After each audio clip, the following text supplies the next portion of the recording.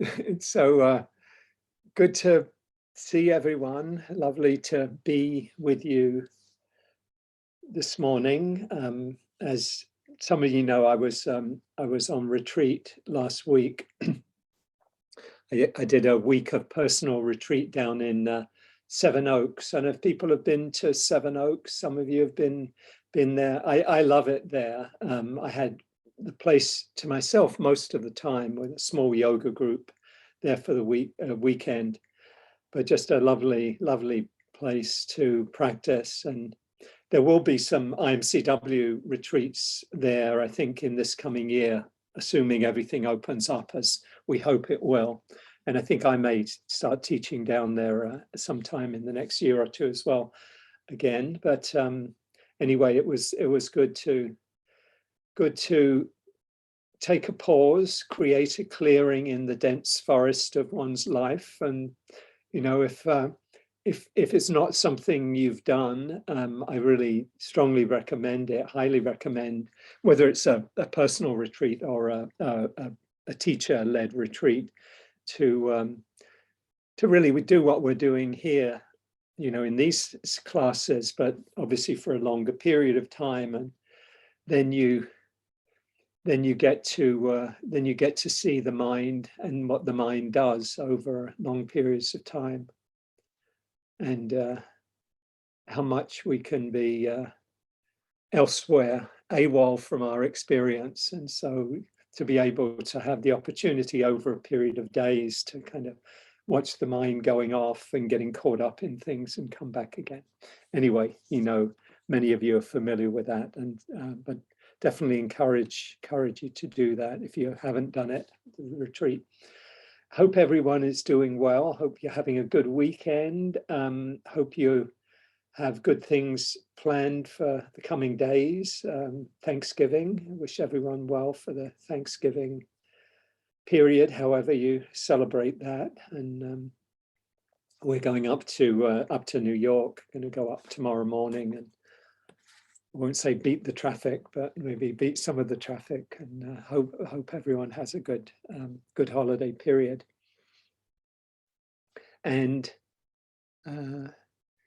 for those, if anyone is joining us for the first time, just a few words of introduction. I'm Hugh Byrne. I'm one of the teachers with the Insight Meditation Community of Washington, and it's kind of within IMCW, the Center for Mindful Living, which is, has a space in Tenleytown, Northwest DC, and where many things have been going on and continue going on, and we'll hear some at the end with the announcements of about the Center for Mindful Living activities that we've been going on online for a year and a half or more.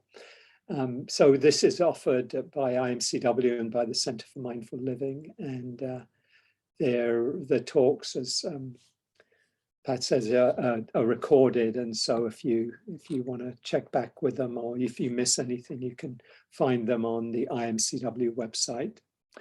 And what we do is we begin with a meditation, or what we've been doing in more recent times, begin with a meditation, probably around 20 minutes or so. And then I'll give a talk. And today, lovely dog there, Paddy. Nice to see them. The talk will be on the theme today of delusion.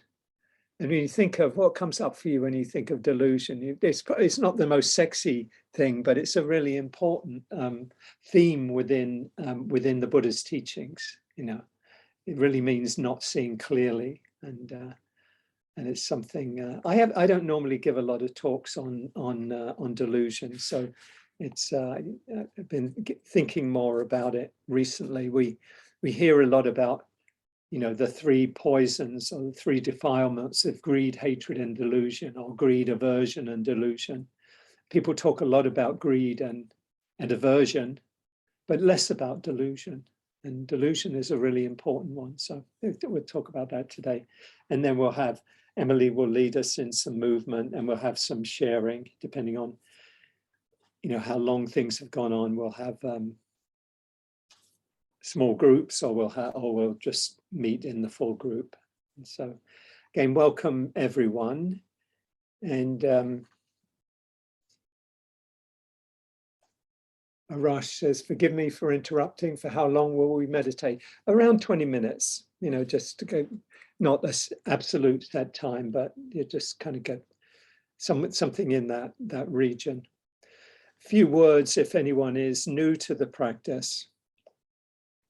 You know, at the very heart of our practice is opening to and meeting our experience just as it is.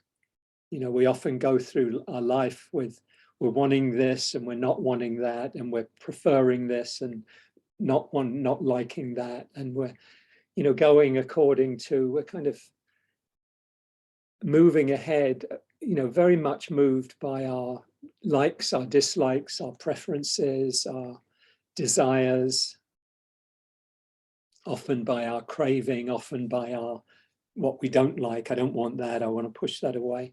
And what we do at the heart of our practice is we kind of swim against the stream, as it were, by consciously and intentionally meeting whatever we're experiencing in an open-hearted and accepting way, you know, which is not necessarily our everyday modus operandi. You know, it's you know, it's the opposite in a way of, I like this, I want this, I don't like that. And so we're saying, okay, what am I aware of right now? I just do a session before this on Insight Timer, and I was talking today about finding peace. We can always find peace in this moment. And that's really kind of what I'm wanting to share now, is that when we open to what's present, there's a kind of a radical, there's both an honesty to that, kind of like, okay, this is what's here right now. I may not like it, may not be what I want, but this is what's here right now. And can I make space for it? Can I allow it? And what happens when we do that? You know, we don't do it just because it's a fun thing to do, because quite often it's not a fun thing to do. You know, it's a kind of like difficult thing to do. It kind of like goes against the grain. But there's a freedom that comes with it, a freedom that comes with, you know, what the expression I like is dancing with life. You know, we're dancing with, okay, it's difficult right now. Can I make space for the difficult? Can I be with this? And so that's really the invitation of the practice, is to bring this, you know, kind, accepting, open-hearted awareness to our experience. And then when we don't do that, to notice we're not doing it and the mind is going off, or we're caught up in something, and just to begin again and just come back. You know, and this is the training. This is the training of the mind and the heart, to do this by just keep having the intention of being here, being present with our experience, this moment without judgment. You know? So with that, I just invite you to to find a posture that's comfortable, relaxed. You know, it's helpful to be as comfortable and at ease as we can, because if we're feeling tight or stressed, it's going to be harder for us to just open to what's present. We're going to have that as a kind of an obstacle or a barrier to get through. So the more we can just allow ourselves to be present in an easeful way. So sitting with your back straight, you know, taking your seat, adopting a posture that's dignified, present. No hands in your lap or on your knees. Maybe inviting the shoulders to relax. Let the chest be open so you can breathe easily.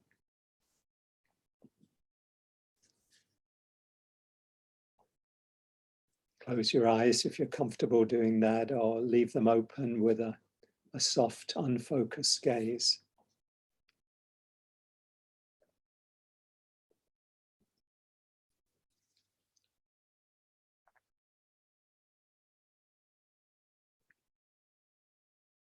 You might invite your attention to drop down out of the thinking mode and down into the body, putting aside plans and memories and all the thinking that we can be caught up in. Just choosing to let that be and just feel your body. Feel your body on the seat or the cushion. Feel the weight of gravity pushing down. Feel the contact of your buttocks, your thighs with a chair, the seat, your feet with the floor.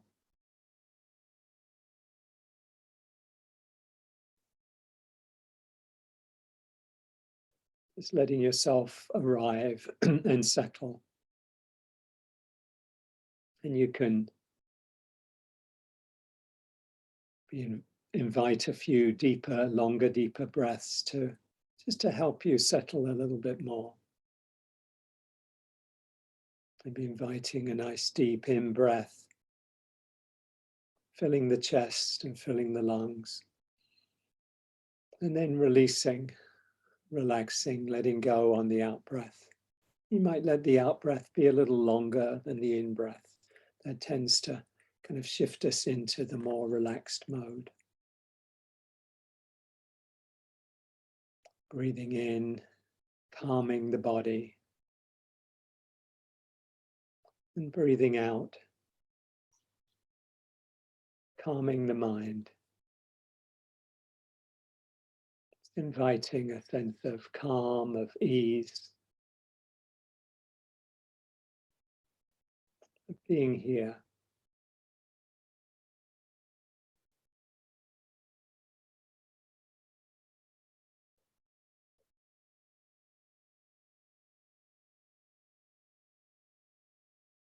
Helpful to remember too in meditation and also in daily life that we can come back to the breath.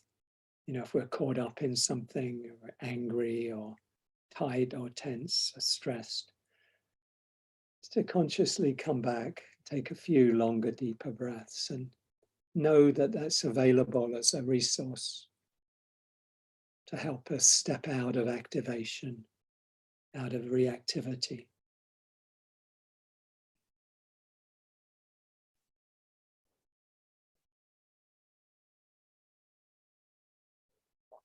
Remembering too that we can invite a smile as another way of shifting from activation to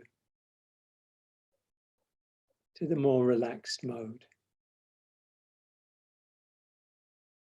Maybe consciously inviting the smile by thinking of somebody who easily makes you feel happy or joyful.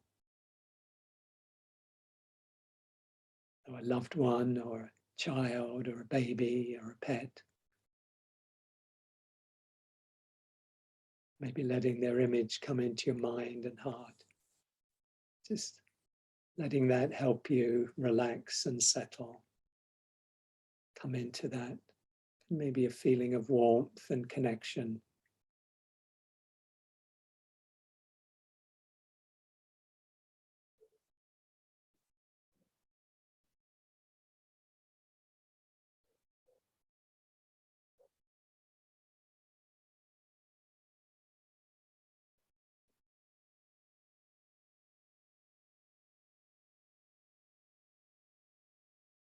If there's anything that feels challenging or difficult right now, you might put your hand on your heart, on your chest, maybe the other one on the belly, and just connect with yourself. Wish yourself well. Just caring about this life, this being. Maybe a wish of kindness. May I be happy, may I be safe. May I live with ease and with kindness.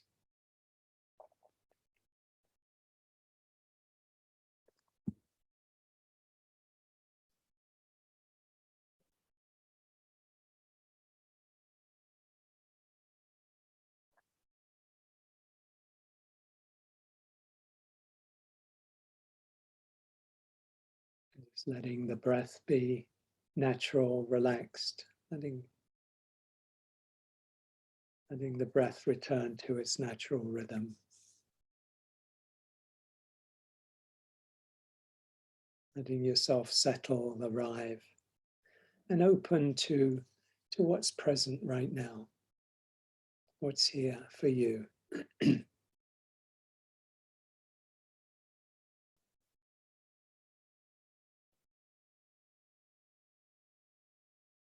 Bringing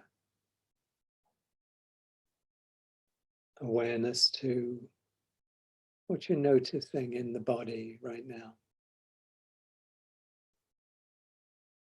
See if you can make space for whatever is here. So maybe there's some tightness in the chest or the belly, and just allowing what's here to be here. Just letting whatever feelings or sensations are here, letting them come, letting them be, letting them go.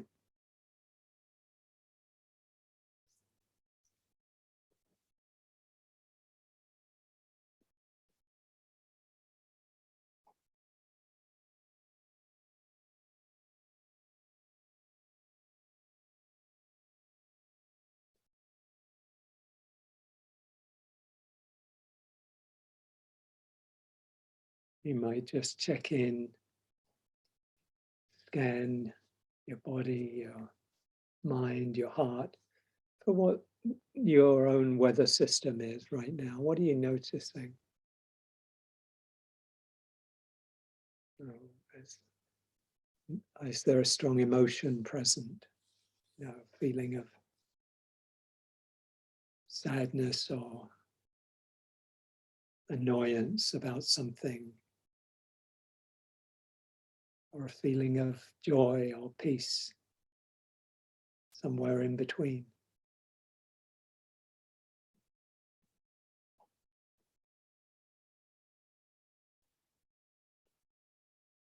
Just invite a quality of kindness, of acceptance, curiosity to what's here. So without resisting or judging yourself, just letting what's here be here, letting it come, letting it be, and letting it go.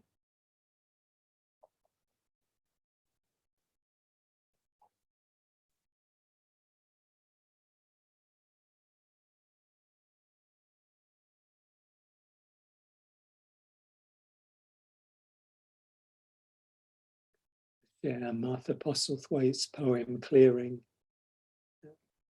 kind of a way of looking at our experience. As we practice, she says, do not try to save the whole world or do anything grandiose. Instead, create a clearing in the dense forest of your life and wait there patiently until the song that is yours alone to sing falls into your open, cupped hands and you recognize and greet it. Only then will you know how to give yourself to this world, so worthy of rescue.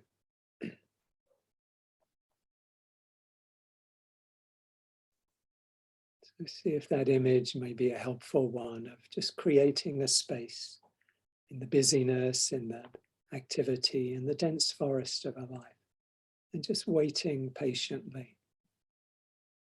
And see what comes out of the mystery, what insight or clarity or kindness, whatever might come out. So that we go back into the world, into our lives, maybe with a different sensibility, a different way of being, perhaps. So just this quality of opening to what's present.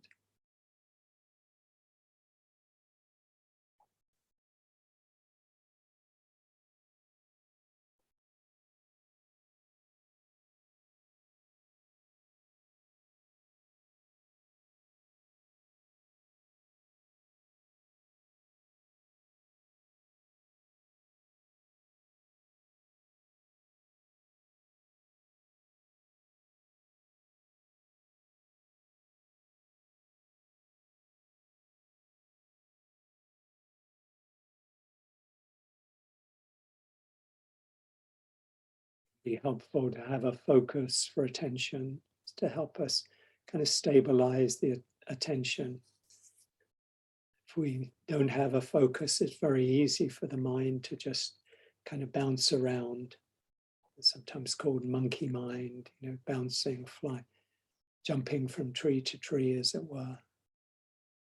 So when we focus, for example, on our breathing, just let the breath be our anchor. Then when the mind goes off, we have a kind of a reference point to come back to, just come back to the breath, in breath and out breath. So if the breath is a helpful focus for you, or it could be opening to sound, changing rhythm and flow of sound, bodily feelings, sensations in the feet or the hands or somewhere else. Or an open awareness, just resting in awareness of whatever comes up moment to moment. So see what's most helpful to you.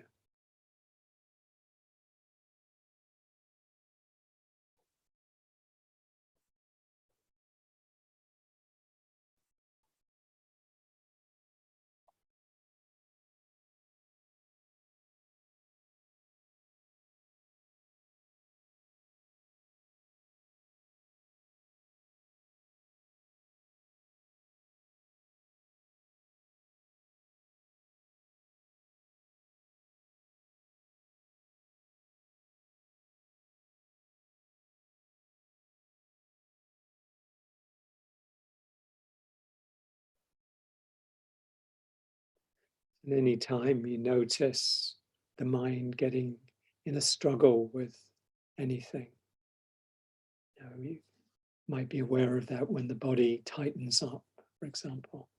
You might just relax again, re-relax. Just come back to this, this open awareness, just come back to the breath.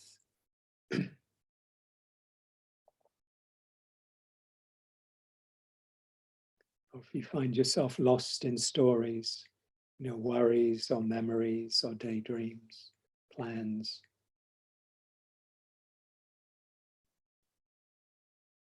just consciously and intentionally come back to the body, come back to the breath, just stepping out of the narrative. Excuse me.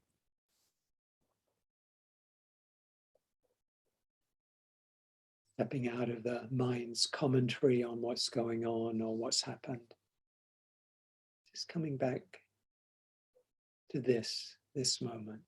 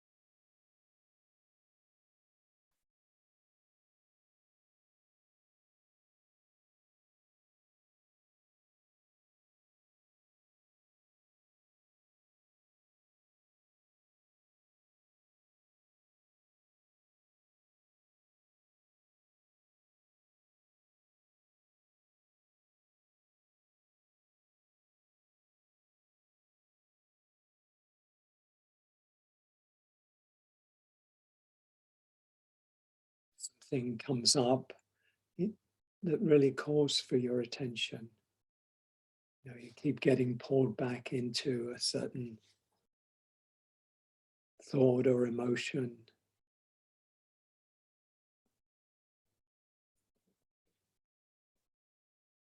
Or some bodily feeling that is very strong.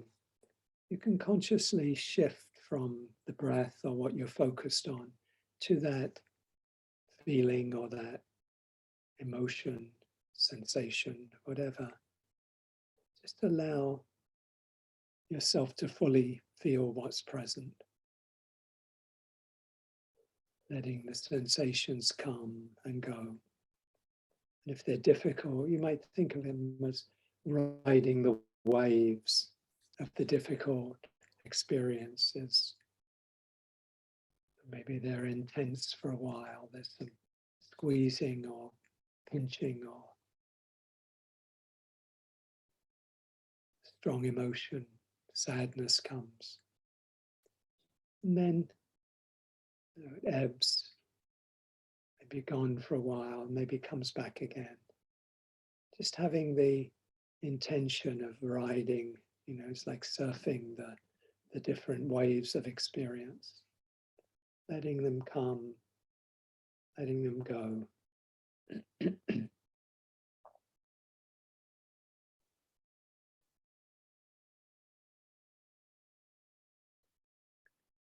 Coming into a wise relationship to your experience. One of acceptance and kindness,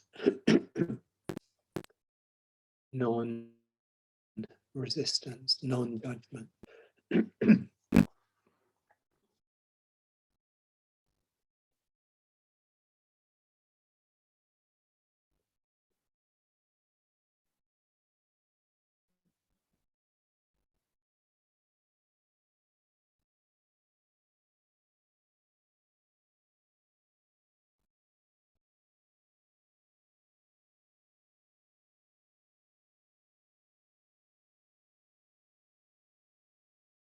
Jack Cornfield asks,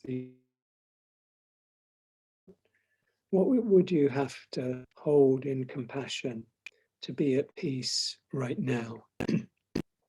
What would you have to hold in compassion to be at peace right now? What would you have to let go of to be at peace right now?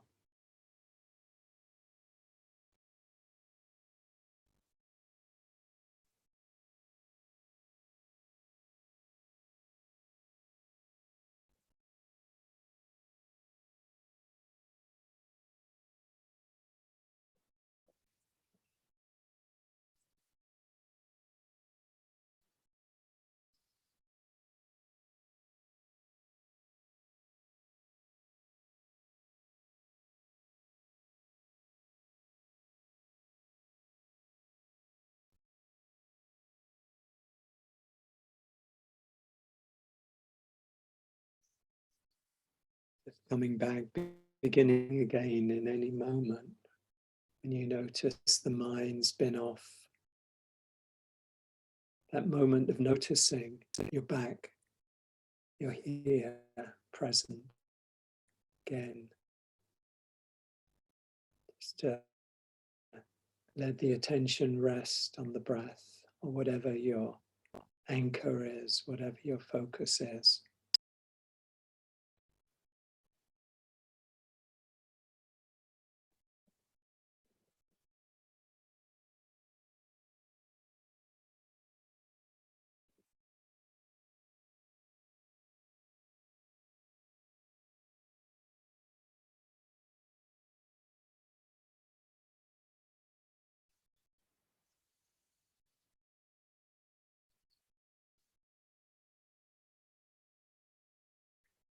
This is called Sabbaths, 2001, by beloved farmer poet Wendell Berry. Sit and be still until in the time of no rain, you hear beneath the dry wind's commotion in the trees, the sound of flowing water among the rocks, a stream unheard before, and you are where breathing is prayer. Sit and be still until in the time of no rain, you hear beneath the dry wind's commotion in the trees, the sound of flowing water among the rocks, a stream unheard before, and you are where breathing is prayer.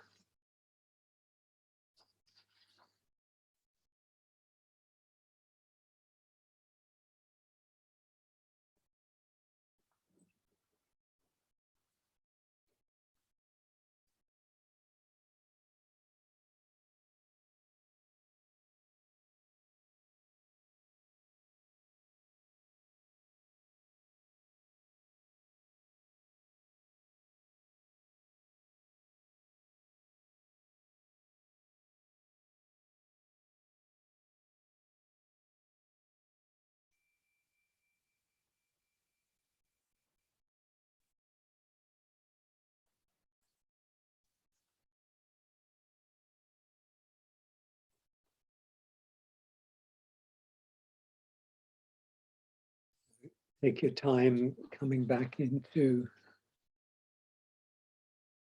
the group again. Just feel free, anyone, if you'd like to share anything that came up for you, or any reflections or any questions, please feel free to share those in the chat. And I'm going to, for the next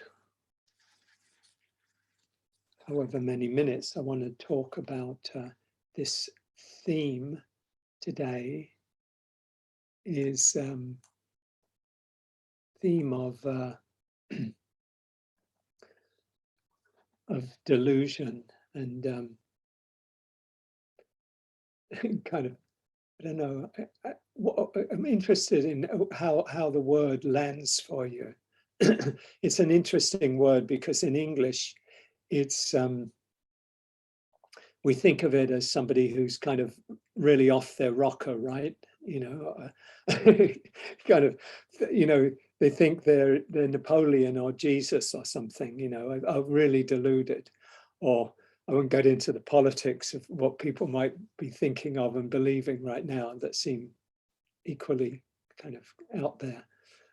But it's a strong word, isn't it? Delusion. And it's one of what are called the three, sometimes called the three poisons, three defilements of greed, hatred, and delusion. And they're all strong words, aren't they? Greed is, you know, you think of greed as kind of gluttony. It's not just, you know, taking an extra cookie, you know, it's like greed. It's a greedy person, you know. And hatred is like a really solidified kind of really, somebody's enemy. Like, so these are really quite strong words, and delusion's one of them as well. And they're all in Buddhist teachings are all, these are three afflictive states of mind that lead to suffering. You know, when we get caught up in desire, unwholesome desire, not just any desire, but unwholesome desire, in greed, we want something and we think getting that will make us happy, you know, and when we're caught up in aversion, we want an unpleasant thing to end, you know, or an unpleasant experience or an unpleasant person or something we're not liking. We want that to go away. And delusion really is the third of these, and it's really not seeing things as they are. Another word would be ignorance. They both, in both ignorance and delusion, if you said somebody is deluded, you know, it's a pretty strong kind of otherizing of somebody, you know, like they're deluded. But what I really want to get across today is how delusion is something that we all share. You know, it's something, and I'll come back to this towards the end, it's something that can really bring up humility, because, you know, delusion is not something that happens to other people. You know, we may have different ways of expressing our delusion, but we're all caught up in delusion until we finally free ourselves from delusion. You know, if we do that, you know, until we free ourselves completely, there's some quality of, you know, what the Buddha called craving, But underneath craving, and I'll talk more about this in a minute, is this not seeing things clearly as they are. And we're all caught up in that. And so it's a very fruitful place to help, if we're honest with ourselves, to help cultivate humility and compassion. And I'll explain more of that in a minute. I said before that it's interesting that teachers tend to talk more about greed and hatred, or greed and aversion, than they do about delusion. And I include myself in that as well. In a way, they're kind of easier to get our heads around. We're all familiar very much with, the push and pull of greed and aversion. I want this, I don't want that. I don't like that person, I want more of this. I think everybody gets that because it's so, it's so clear, it's so visceral in many ways. Delusion is a little more harder to get your head around, really. It's kind of, well, what do we mean really by delusion? But I've been thinking about it, certainly in the last few months. I keep coming back to delusion. I said, I have to do a talk on delusion, and I kind of get parts of it done. And then I'd come back, I've got to talk about delusion. So I'm actually talking about delusion today, and I'm glad of doing it because it is really central to the Buddha's path to freedom. And the more we really get it, the more we gain insight, the more we gain compassion, as I mentioned, and it actually moves us closer to living freely, living open-heartedly.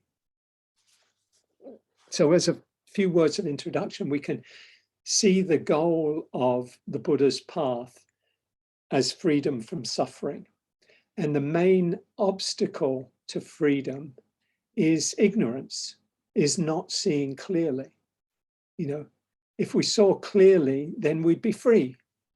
So we can say the goal of the path is wisdom, and seeing clearly. The goal of the path is freedom, but that comes through seeing clearly, seeing things deeply as they truly are, rather than through our filters or our prisms of what we like, what we don't like, what we prefer, what we don't prefer. So the obstacle to freedom really is not seeing things clearly, being caught up in ignorance, in delusion. So let's from the start say delusion. Let's think of delusion not so much in a pejorative sense or an otherizing sense of delusion, those people, but rather see it as not seeing things as they really are. So ignorance or delusion goes to the very root of suffering. All of our suffering that the Buddha talks about in the Four Noble Truths about suffering and the end of suffering, all of our suffering has its roots in ignorance, in not seeing clearly. For example, if we're craving something, if we're caught up in greed or craving and want, gotta have, whether it's a possession or whether it's a person or whatever it is, we all know that feeling of craving. Well, we crave because we think that getting this thing that we want will bring us happiness, don't we? That's the illusion we're under, that if I get this, I'll be happy. We can think of it in its extreme form as addiction, as like, I gotta have the drug or gotta have the drink. And the truth we know is that when we get it, maybe we're okay for a little while, where oh God, I got that. But then it actually strengthens the craving. It strengthens the addiction by repeating, by repetition over time. And so we're not seeing things as they are. We're thinking getting what we want is going to make us happy, but it isn't, and it can't. So this is the ignorance that's at the root of all of our suffering. We're not seeing things as they are. Same with aversion. If we think, oh, if only this pain would go away, or if only this person would go away, or or would change in the way I want them to, then I'd be happy. Then everything would be okay. But when we're dependent on conditions changing, it's not a recipe for happiness, because conditions will never change entirely in the way that we want them to, and then we'll experience suffering. So we're actually looking for happiness where happiness can't be found. We're looking at peace where peace can't be found. So what I want to do today is to look at kind of two areas of delusion, or I want to point to some of the everyday ways we get caught up in delusion, and hence we suffer. And I also want to talk about the deeper understanding of ignorance and delusion that has to be uprooted to realize the deepest freedom that the teachings point to.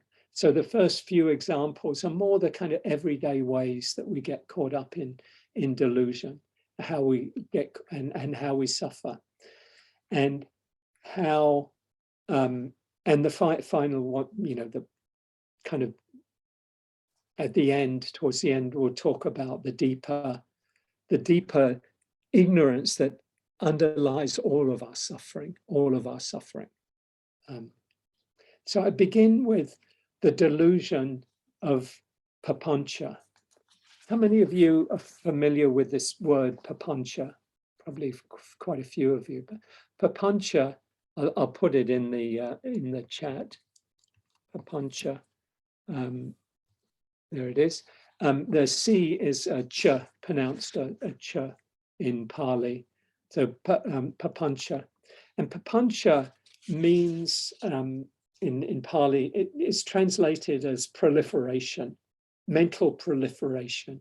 And actually is a good, I think is a good translation. It captures it. It's so for example, if you're sitting in meditation and your mind is wandering, you're planning what you're going to do this coming week, or what you're going to cook for Thanksgiving, you're thinking about the past, you're remembering images from a movie you watched, or the lines of a song of kind of keep repeating in your mind. These are just examples of proliferation, of papanca.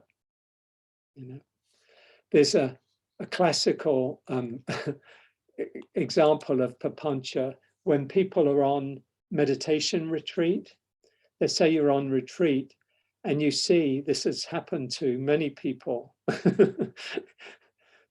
and you see someone that you find attractive, because you don't have a lot more to do with your mind than kind of watch, like, oh, this is, the mind goes off. Oh, that's an interesting looking person, and you maybe, oh, that's an attractive person, and the mind starts proliferating. Maybe in your mind, you kind of think, oh, maybe we could go out on a date together, maybe we'd end up getting married, have children, get divorced. The mind, and it's all while we're sitting in silence, while the other person may not even be aware that you exist, that so people have been known to have these experiences on retreat. They even have a name, within the meditation community. They're called vipassana romances, that are purely in the mind.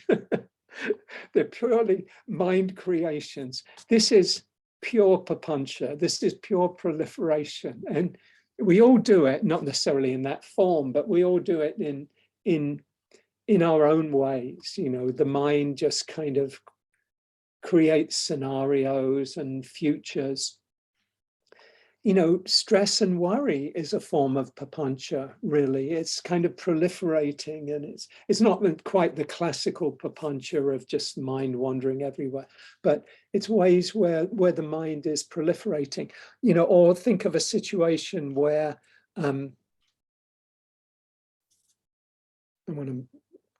maybe something like, you're you're applying for a job, and you send out some, you send out a message to somebody, and they come back with an enthusiastic response, and you get a lot of hope up about, maybe this might lead to something.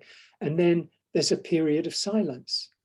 So what does the mind kind of do? Oh, they found out about my armed robberies in the past. Sorry, but they're not interested in me for whatever reason. And the mind kind of can fill up the spaces, and it does, doesn't it? The mind, we'll fill up the gaps. We'll kind of, and you think of many examples of this where we use, in romantic situations, when people are beginning to, to hang out together, and oh yeah, I think I'm really attracted to this person, and then, maybe they don't call back or something. How easy it is for people to, to fill in the spaces and say, oh, they've gone cold, they're not so interested, or they found somebody else, or whatever. And so this is the mind creating, proliferation. And it's a natural, I should say, kind of, it's a habitual tendency of the mind. And the way we work with this kind of proliferation is really just to see it as proliferation without judging it or thinking that we're bad or wrong for being caught up in it, but just seeing it as a, this is a very human thing that we do. And particularly when the mind is untrained, where we haven't trained the mind to see, oh, that's papanca, I can come back. The more we train the mind, the more we see, oh, it doesn't matter that, a thought comes up, but we don't have to kind of get attached to it. Papanca is when we follow the breadcrumbs wherever we go in the mind, and it creates suffering, it creates unhappiness.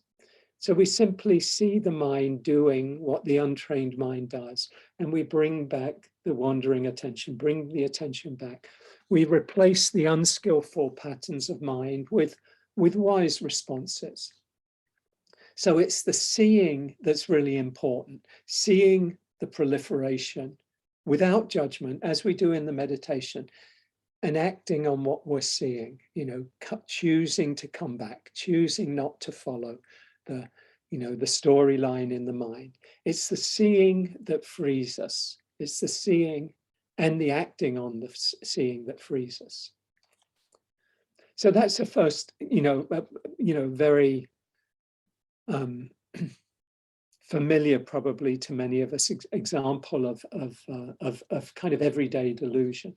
A second way we get caught up in everyday delusion that leads us to suffering is when we develop unskillful habits of mind and behavior that lead to suffering.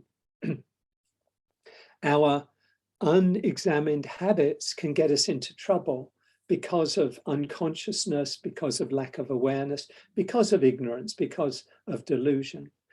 So what happens when we develop a habit? A habit develops when we repeat anything often enough.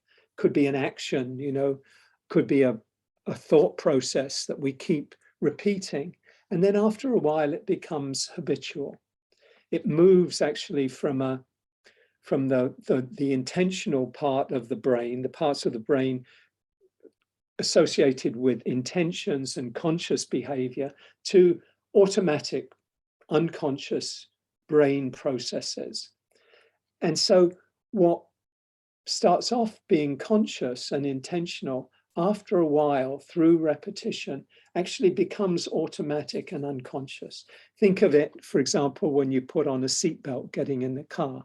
At first you had to learn that behavior as intentional behavior, but after a while it becomes second nature, doesn't it? Hopefully for all of us, we just do it. We don't think about it. We don't cogitate on it. We don't debate it. We just kind of like, this is what we do. And the brain has kind of got that, the message to do that automatically. And that's good with seatbelts. It's good with brushing our teeth. It's good with a lot of things, for a lot of things. But sometimes, often, we can get caught up in habits where then it's not healthy. Let's say we judge ourselves harshly. You know, we get caught up in self-judgment, self-criticism, talking to ourselves in negative ways. This is a habit that we can develop over a long period of time, maybe over, you know, most of a lifetime. And after a while, we think, you know, this is who I am. I'm just a judgmental person. You judge yourself, maybe you judge other people. Oh, they're this, I'm that, you know, I'm not good enough, I'm a loser, whatever. You know, harsh thinking, that harsh judgment that really just develops through repetition over time. That's what a form of delusion, because it's unconscious, it's unexamined, and it's leading to suffering. And it's something that is habitual. It's something we can change, but something that we kind of think of as, this is who I am. You know, if you're somebody who gets angry a lot, you know, or you get frustrated, or you get judgmental, or you get impatient, for example, you easily think, I'm an impatient person, or I'm an angry person, or I'm a judgmental person. But really all it means is that is what we've sown through our past actions. It's not the essence of who we are. It's just like, this is the karma we've sown by our past actions. We've judged ourselves, for example, and the more we do that, the more judgmental we become. Or we got angry with people when we don't get our own way. The more we do that, the more we become that angry person. There's that expression saying that goes, sow a thought, reap an act. Sow an act, reap a habit. Sow a habit, reap a character. Sow a character, reap a destiny. So we can take, you know, it's a lot of wisdom in it. You know, it's simple, a little simplistic, but simple, but some wisdom in it. The thought becomes the action, becomes the habit, and the habit becomes the character after we repeat it often enough and become identified with it. This is who I am. And the character then becomes a destiny, and like, okay, if I keep acting it out, then that's what my life becomes. People treat me as, oh, that's an angry person because they're always angry. Well, because I've fueled that. And so to break through it, as with papanca, the way we work with unconscious habits that lead to suffering is through awareness. Mindfulness allows us to pause between stimulus and response so that we can act in an intentional way, in a non-habitual way. In that way, we can make the unconscious and the automatic conscious.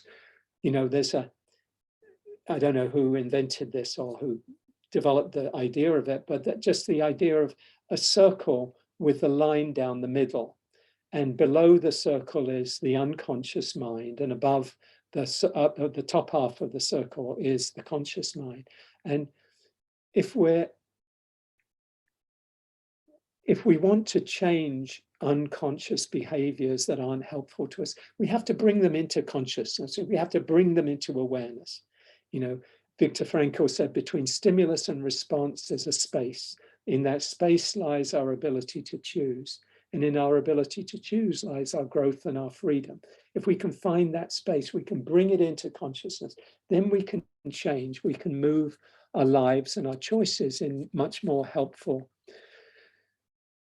direction. So we make the unconscious conscious, and that's really key to working with delusion. Often our delusions that cause us suffering are things that we're not on a moment-to-moment basis really aware of. So we have to shine the spotlight on them and then say, okay, this is what I keep doing, and this is why I keep getting caught up in suffering. This is why people respond to me in particular ways, you know, that kind of thing, because I'm not seeing something. You know, I often share that quote from Carl Jung, what is not brought to consciousness comes to us as fate. You know, it's a bit similar to that, you know, adage about sow a thought, reap an act, you know, that if we're unaware of our behavior, if we're not examining it, then it will end up as destiny, as fate, you know. And so we need to shine the spotlight of awareness, and habits are a big area of our lives and a really important place to shine the spotlight into our unconsciousness in areas that, that situations and experiences that don't work for us, where we are suffering, but we're not aware of, or very aware of our suffering. I mean, or what's causing our suffering, maybe it's a better way of putting it. So that's a second kind of everyday area of delusion. A third one I'll just mention briefly is, there's a definitely overlap among these three, but they're separate enough to kind of highlight, individually. This is where another area of everyday illusion, which is the conditioned way of acting and responding that we can, or different ways we can act and respond, where we've internalized certain beliefs and views without even being aware of taking them on. So, for example, many of the painful and oppressive forms of belief and thinking and behavior, like racism and sexism, homophobia, classism, and all of the other ways in which we create others, the other, the lesser than, treating some people as superior based on whatever the characteristic is. That causes those forms of behavior have typically come not so much through conscious choices that I'm going to see myself as better than those people, but often from our culture, from our society, from our families, that we, it's like we take them on, we take them in with our, as it were, with our mother's milk. It's like that's the sea that we're swimming in. And so it's not surprising that we don't know that we're swimming in water, because that's just the environment that we've grown up in. Think of maybe some relatively extreme examples of, growing up under apartheid in South Africa, or growing up under Jim Crow in the South, or under slavery until the Civil War and Jim Crow for the next 100 years. How easy it was, and still is, for beliefs to just get passed on from generation to generation, just through families, through culture. Oh, we're better than them. They're this and we're that, and it's superior and it's inferior. And it causes, as we know, we just have to open the newspaper, turn on the news, walk around, and we see the suffering that's caused. We see the suffering of racism, for example. We see the suffering of homophobia and misogyny, sexism, all of the other ways in which this delusion, and it's a delusion of superiority. It can also be a delusion of inferiority if we take on that belief as well, through conditioning, that it leads to tremendous suffering, because it applies, it's shared by millions and millions of people. And again, if we're going to eradicate, really get to the roots of those forms of suffering, or that conditioned suffering, we really have to shine the spotlight on how the behavior gets formed, how it gets perpetuated, how it really perpetuates through ignorance and through not being examined. And so, I'm obviously not going to go in now into the different ways we can shine the spotlight, but just to say we have to do that, all the ways we can, start seeing, the roots of racism, for example, and the way we unconsciously, a lot of the time, take on views and beliefs, privilege, entitlement, without really even being aware of it, and how essential it is to shine a spotlight on it and say, okay, what do I have to do to make change so I don't cause suffering, either to myself and others? Again, we have to see, the seeing is freeing. I borrow that from Rob Baer's book, The Seeing That Frees. Seeing is freeing, or at least opens the door to freeing.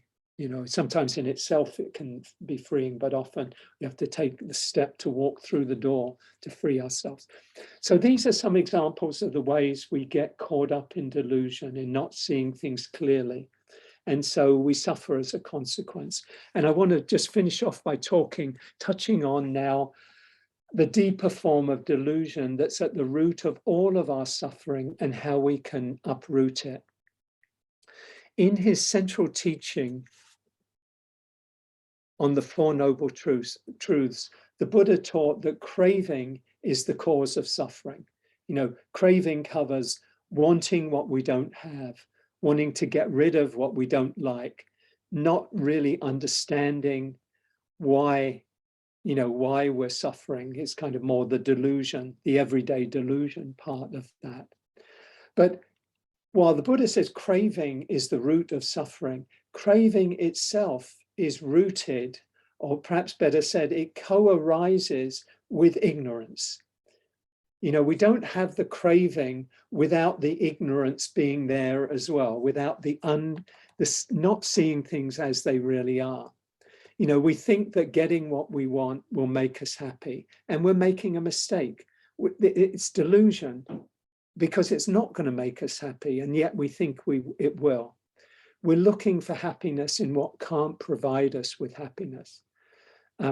Whenever we get caught up in clinging or craving, we're not seeing things clearly.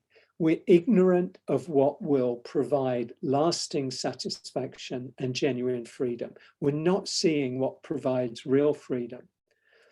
We're, you know, in the Buddhist teachings, there's this is what are called the three characteristics of life, of existence: anicca, dukkha, and anatta. Impermanence, unreliability, and lack of self, or non-self. And this is really at the root of ignorance, the root of delusion. When we're craving, we're looking for the permanent and unchanging in what is changing. You know, when we look for permanent happiness in what is fundamentally always changing, then it's a recipe for suffering. We will suffer because we don't see it clearly. We're in delusion. We're we're ignorant in that situation. We're looking for what's reliable in what can't provide, what can't be reliable, what can't provide satisfaction, genuine satisfaction. And we're looking for a self, and we're strengthening the self, or what's supportive of a self, where there isn't in fact even a self there.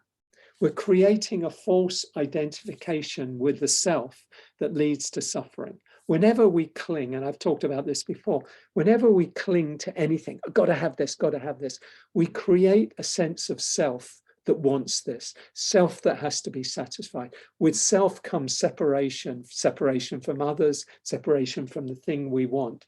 And we create that false sense of self. It doesn't mean there is a real sense of self, but we're not seeing things clearly. So these are the three fundamental ways where we mistake things. We mistake the unreal for what's real, the impermanent for the reliable for what's unreal. We look for what's reliable in what is unreliable. We look for what's permanent in what's impermanent. We look for the self in what is not self, and we suffer because we don't get what we want, because we're not seeing things as they are. In the Pali language, the word for ignorance or delusion is avidya, A-V-I-J-J-A, avidya, avidya. And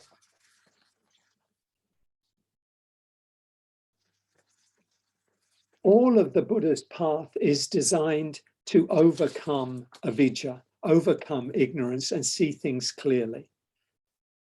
Anytime you get caught up in suffering, you know, you're in a fight with a partner, or you're unhappy with your work, or you want something, food, drink, drugs, etc., in ways that lead to contraction and to suffering, you can ask yourself, what am I believing about this situation? And what you will tend to find, I would wager, is that you're trying to find, or we are trying to find happiness where happiness can't be found. I'm believing that getting this will make me happy, or getting rid of that will make me happy, but it won't. And once we keep seeing that, we can experience freedom, we can experience letting go. So the goal of the path is to overcome delusion completely, because delusion, ignorance, underpins all of our suffering, is caught up in this ignorance, is kind of resting on this ignorance of not seeing things clearly, of thinking what will make us happy, and when it won't. Here's kind of where I want to come to as a punchline, as it were, and that's to say that understanding ignorance, understanding delusion, is a key to freedom. And it leads to compassion and humility. If we really get to understand ignorance, delusion, including our own, maybe particularly our own delusion, then I think it opens our heart to compassion and to humility, because we see that everyone, as I said earlier, everyone, until they're fully awakened, is caught up in ignorance and delusion. We're all caught up in it. Now, I'm going to take a couple of examples. I'll take a couple of political examples. Probably everyone, no, I won't say everyone, probably most people, many people here, probably, likely, see the QAnon conspiracy as deluded. Hard to understand. How do people come to believe cockamamie things? I use that, non-pejoratively, not cockamamie. About pedophile rings led by Hillary Clinton, or whatever the story is. And there's millions of these conspiracy theories. And very easily the mind then goes into they're the other, and it could be turned around the other way as well. So, but very easily they're the deluded people, or people who believe that the 2020 election was rigged, the most rigged election in the history of America. People believe that. Millions of people believe that, and probably many people who are here practicing here today don't believe that. Just there's a demographic that kind of could not doesn't speak for everybody, but a lot of people, and so very easily we create the other. Those people believe that, but if we respond without humility and compassion to those views, those ways of looking at the world, and we think of the people who hold those views as the other, oh, those stupid people, they're this, they're that. We ourselves, when we get into those views of the other, are ourselves caught up in delusion.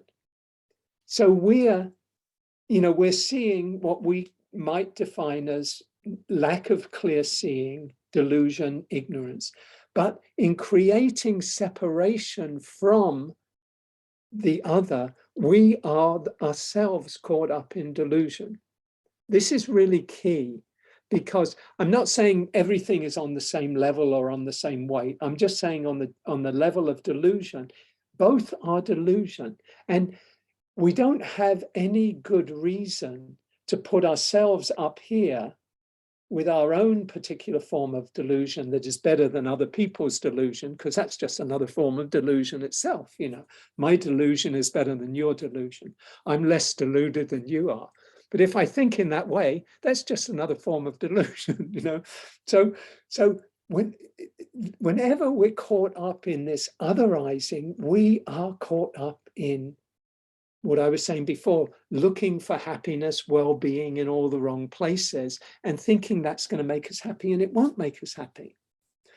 I shared this some months ago, but it's really stuck in my head. I was a TA many years ago at UCLA in political science, and in the textbook had a diagram, not the cartoon, that has stuck with me over the years. And I wish I could find it. And if anyone finds it, please send it to me. It's of somebody who's in a glass bottle. It's a guy, you know, kind of a guy in a bottle, kind of, and there's another guy outside of the bottle pointing at the guy in the bottle and laughing at him. But then the guy who's laughing at him is himself in the bottle, you know? And so you look at this cartoon and you kind of, and you laugh at it. And then the kind of like, and that for me is like a second take, which is, where's my bottle? You know, that, you know, we're very easily kind of point to somebody else's delusion. Oh, look at them, they're stuck in their bottle, and yet not realize our own. So when we do realize that we ourselves are really just, you know, in the same way, not the same form necessarily, but in the same way, we are caught up in delusion ourselves until we see clearly. And opening our hearts to the delusion of ourselves and others is crucial to freeing ourselves from suffering. And really cultivating and touching into the compassion that can come from the suffering when people are caught up in conspiracy theories. I mean, there has to be great suffering in that. You know, people think, oh, I believe this and I feel great about what I believe in. But there's underneath that, there's suffering. There's separation from other members of the family. There's all sorts of different forms of the suffering can take. So you know, if we're really open, compassion arises naturally. And also humility of just realizing how much we ourselves are how we get caught ourselves, that we're not free of it until we're free of it, you know, and the freedom comes from the clear seeing. So that's a lot.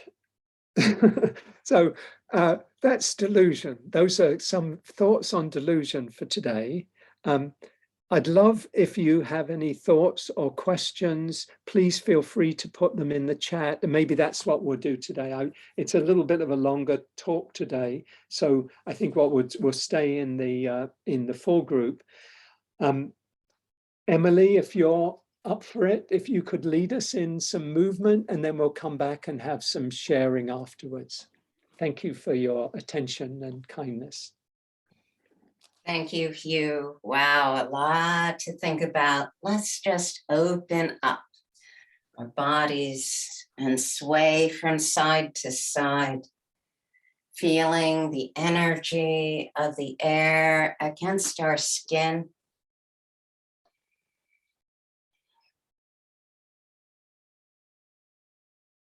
And then reach up to the sky and cultivate the energy there, gathering it, embracing it. And bring it to our hearts to let it rest and abide.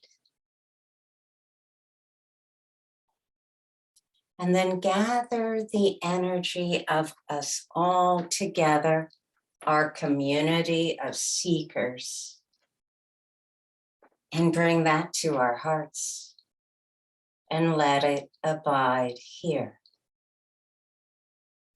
And then gather the energy of the earth, that which provides so much abundance,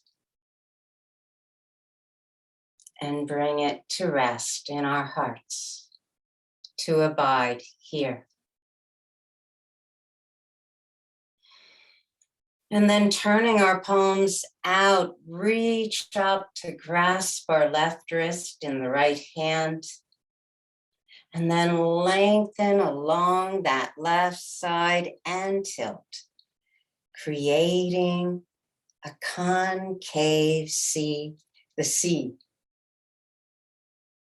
Just resting and then lifting up to switch wrists and tilt over again, over to the left, curving the left side, opening up the right. Inhale to neutral. Bring your arms into cactus arms. Exhale, float your hands down. Inhale, rise up. Exhale to float down. Inhale, rising up. Extend your arms out and turn your left hand up. Your right palm down. And on an inhale, switch to the right. And switch to the left. And switch to the right. Last time to the left and to the right. Float your arms down, move your shoulders independently. And move them the other way.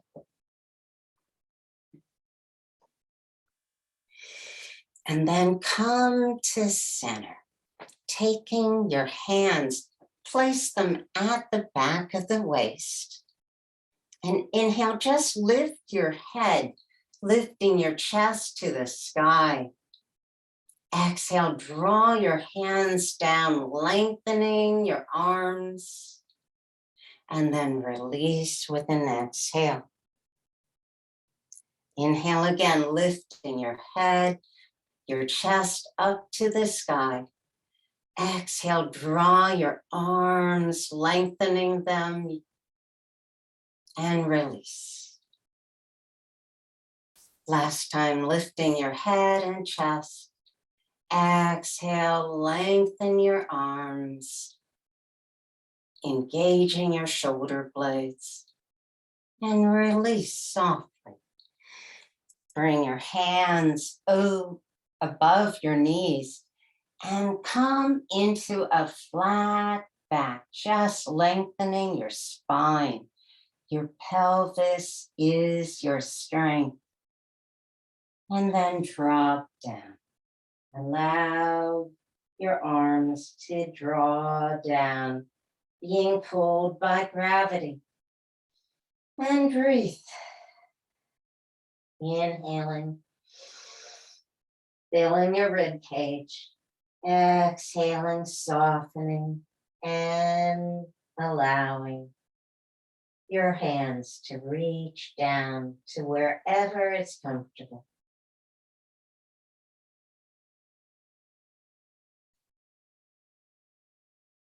And then place your hands above your knees again. And roll up your spine, slowly stacking your vertebrae, one on top of each other. And lift, palms up, lifting up.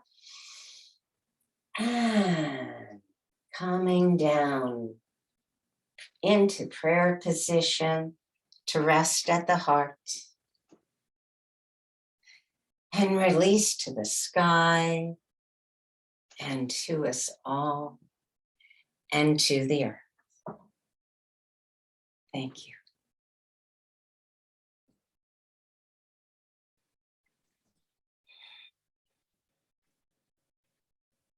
Thank you, Emily. Lovely to take out some of that delusion. Any lingering delusion we can let go of. Thank you. So how are we doing? 10, 11:55.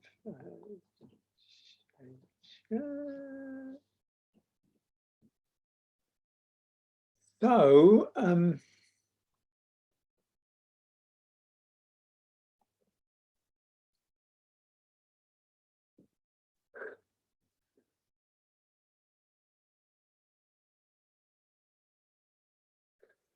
yeah, Yeah, I'm just looking at some of the comments and questions in the chat. Havili says it's so difficult, especially when the craving is for less suffering in the world, thinking of all refugees, etc., everyone whose life is so difficult.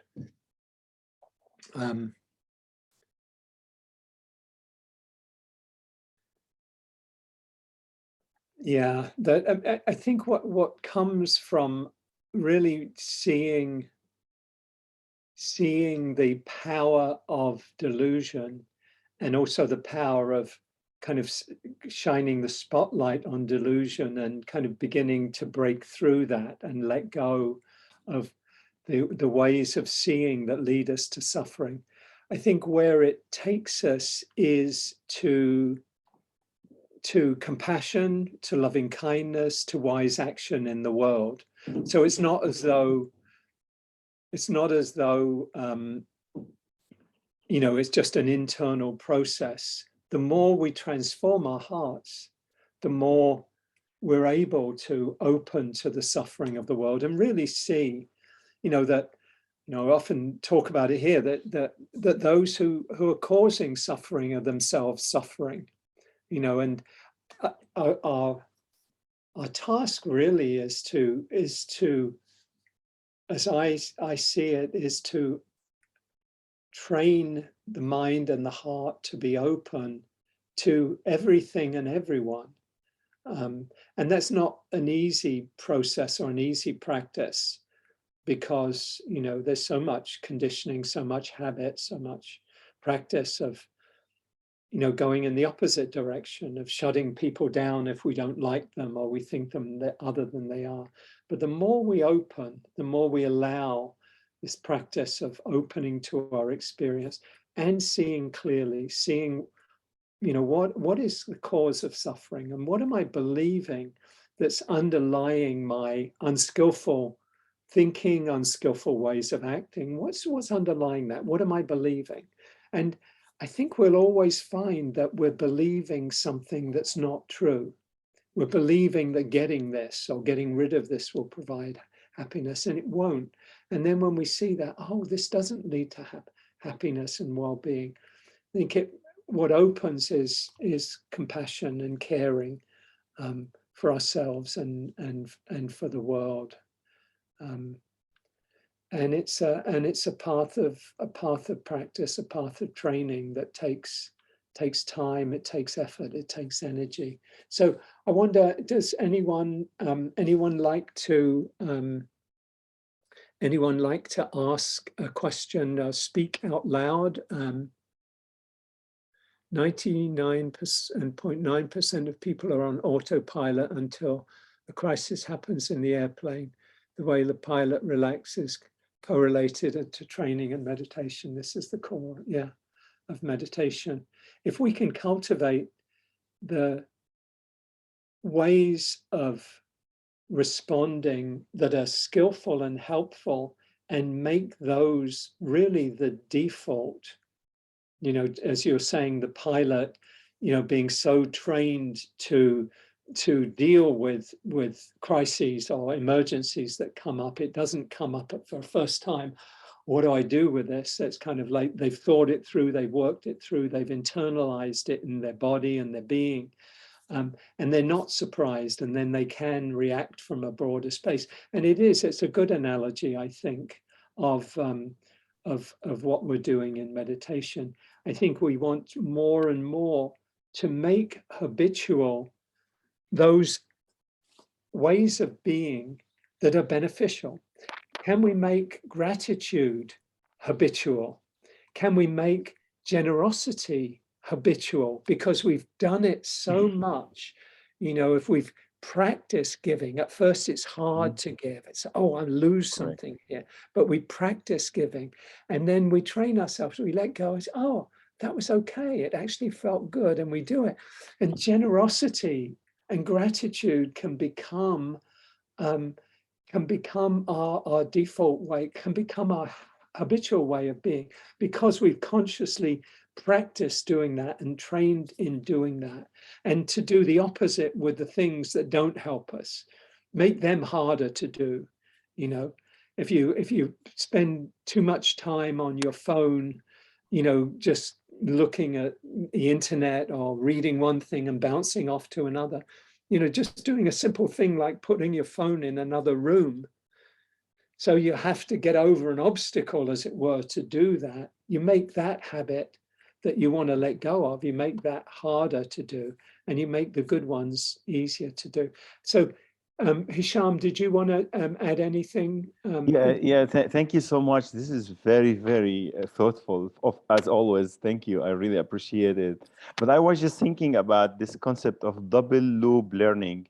When I do meditation, which I have been doing that for a long time, it kind of like my mind goes to certain event, of course, and remember them. Then the mind actually function unconsciously and try to connect the dots during the meditation in a way that really very powerful, that I don't do it when I'm watching TV or I have million other things that really take my attention like a drunk monkey in 100,000 direction. The meditation is just a settling way of learning, and not only learning, double loop learning, I call it, because you reflect while you bringing back that experience. I really thought about it. The other analogy I want to do is like they say, I mean, I use a lot of analogy from aviation and from the army. Our army actually it created a lot of innovation to help the humanity. Many people don't believe that, but it's true. The whole concept of after action review, the whole concept of reflection, teamwork even concept came from the army. The internet, of course, I mean, I can go on and on. Um, but the whole issue of like put soldier in the real world experience. As much as you do that, as much as they don't panic. And that's what we do with the habitual behavior. As much as we really kind of like anticipate things when the crisis happen in the airplane, as much as our reaction is calm, as much as, oh yeah, I mean, that's fine, that's life, you know, okay, next. So thank you so much. Thank you. Those are really, really helpful reflections. Thank you, Hisham. That's really, really great. Yeah, I love what you're saying about a double loop learning. You know, there are ways in which this, just continuing this for a little bit, that there are ways in which our human brains have this wonderful capacity to connect the dots. You know, we've all seen things where, you know, probably on the internet, where there's writing, but, you know, only half the letters are really formed, but the mind fills in the blanks so that you can read it almost naturally, even though you've only got half of the letter, you know, of each letter. There's enough to be able to go, and that's great. But when we fill in the dots, fill in the dots, as it were, in ways that aren't helpful, that's when it becomes a problem. You know, that's the kind of example of like, oh, they haven't called me back. They must have, you know, they must not care about me. Or in another scenario, you know, if it's your kid who's out late, whatever, oh, they must have had an accident. You know, that the mind can kind of create those scenarios. And, you know, often they're without real basis. So how do we use, you know, in the computer jargon, they could talk about hacking, don't they? Hacking the brain. How do we hack those tendencies that are actually working for us, and let go of the ones that are working, you know, that are working against us? How do we, you know, I mean, I do simple things. These are kind of more on an analog basis. You know, I will, if I want to remember something, I have to write it down. You know, I mean, I write things down and then I offload them from my mind. If I want to remember to turn off the dehumidifier or turn it on or whatever, I leave my squeezy bird toy on the stairs. So every time I pass it, oh yes, I got to go do that. These simple things, you know, like leaving your running shoes by the door if you want to have the healthy habit of running or walking or jogging each day. The mind goes, oh yes, I need to do that after work.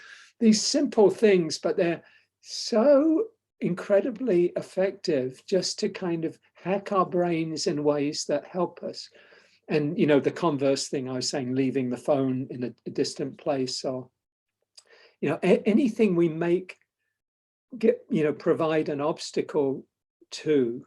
If you make it harder for people to come to meditation for some reason, you know, there's some barrier you put in, you're going to lose 50% of the people, because they won't, you know, because the barrier will be, you know, for them will be, oh no, that's too much of a hassle. Oh, it's at this time of the day, or it's in this place, or whatever it is, just as examples.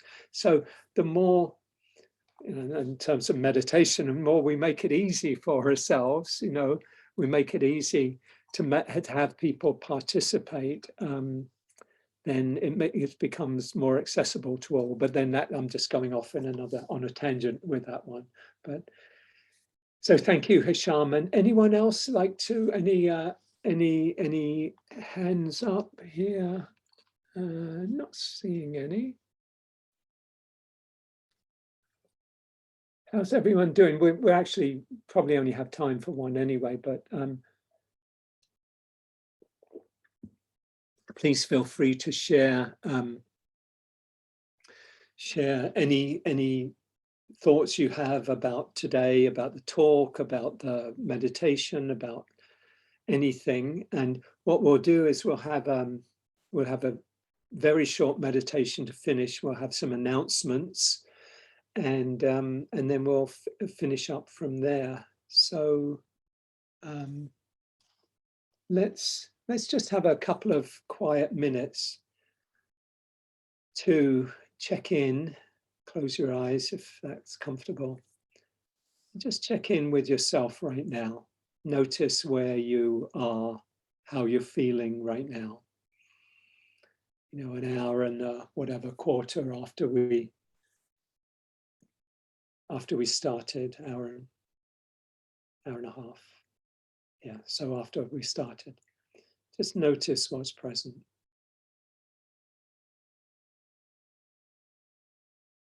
See if you can hold whatever is here right now with kindness, with acceptance.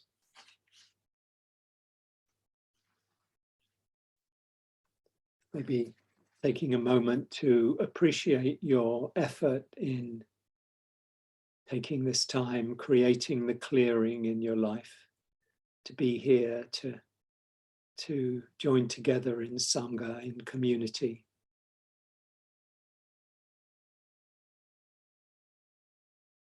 You might breathe in a wish of kindness and care to yourself.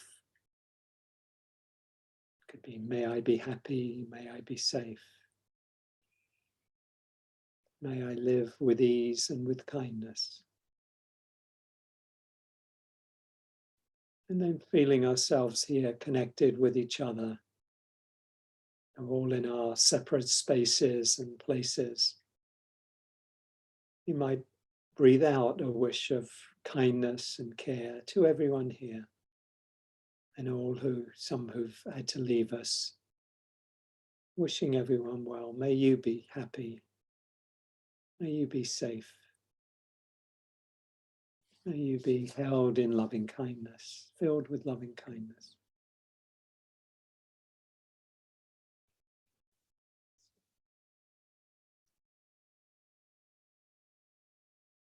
Wishing ourselves well, wishing we'd be going outward to the world, all the suffering of the world right now, all the difficulties, all the divisions we're seeing just right now, you know, in the US, the racial justice and accessibility to weapons, guns, all of the suffering around that, the suffering around the divisions among ourselves, between ourselves, or how divided we feel, just touching into that and wishing ourselves and everyone well. May we come to understand and recognize that our connections with each other are much deeper than our differences, hard though it may be to kind of recognize that at times, that that's really the deeper truth of the Dharma, that there really isn't any separation. The mind creates the separation out of clinging, out of craving, out of ignorance. May we come back to remember our oneness.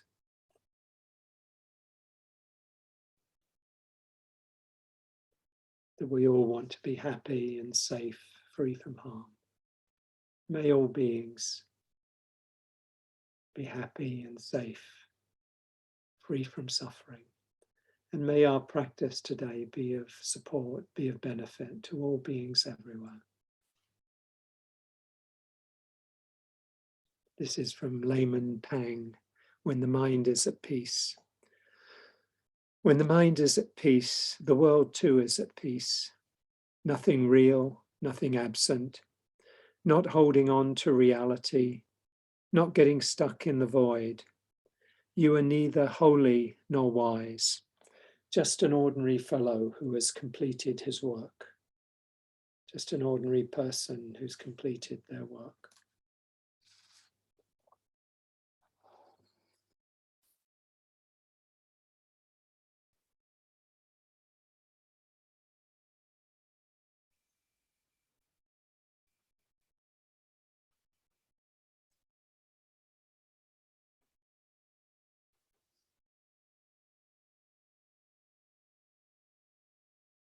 Yeah, I'm going to share a couple of very quick things and then pass the talking stick to Karen. I just want to let you know, you might be aware, I'm going to be one of the teachers on the New Year's retreat, December 26th to January 1st. It's a lovely way of bringing in the new year and ending the current year, leaving behind what would be helpful to leave behind. So check that out if that speaks to you as a retreat and time's out for you. We'll put that in the chat. The New Year's retreat with myself and Afosu Bourne-Corty and Jones-Corty and Tricia Stotler. And also mention, some of you know, I've got Rebecca and I are teaching a retreat in Ireland in the summer in June, mid-June, 17th, 18th, somewhere around there it starts. And check my website for that, and or if you're interested, let me know. And that'll be, as I say, is in June, and hopefully everything will be out of COVID by then, and will be everything will be all set to do that. And then just a final mention that there's no charge or cost for the class, but you're invited if you're able to make a donation, a dana or generosity, and Karen's put that in the chat. And that's how the teachings have come down through 100 generations. So thank you for your support, and appreciate your generosity.